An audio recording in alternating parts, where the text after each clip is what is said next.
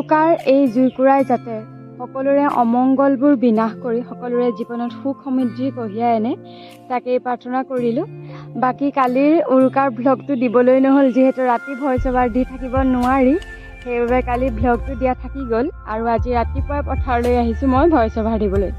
বাকী আমাৰ কালি খানাৰ আয়োজন চলি আছিলে দেই। এয়া আমাৰ মা আৰু মামীয়ে বনাইছিলে আৰু আমি ইমানেই লৰালৰি কৰিছোঁ যাতে আমি সোনকালে যাব পাৰোঁ ভেলাঘৰ ফালে। আমি এইবাৰ ঘৰত খানা খাইছিলোঁ আমাৰ বৌৰ বাবে। বৌয়ে মানে প্ৰতিবাৰে অসন্তোষ কৰি থাকে অকলে অকলে খোৱাৰ বাবে, সেইবাবে আমি এইবাৰ ঘৰত খোৱাটোৱে সিদ্ধান্ত কৰিলোঁ আৰু সোনকালে খাই বৈ মেলি গ'লোঁ ভেলাঘৰ ছাইডে। আৰু প্ৰথম গৈয়ে জুবিনদাৰ ফালে চকুটো গৈছে। জুবিনদাক আমি কোনেও পাহৰিব নোৱাৰোঁ, সেইটোতো একদম চিৰসত্য।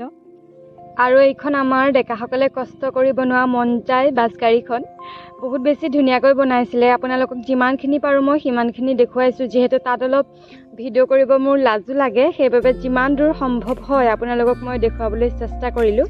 আৰু এয়া বাছ গাড়ীৰ ভিতৰ চৰা।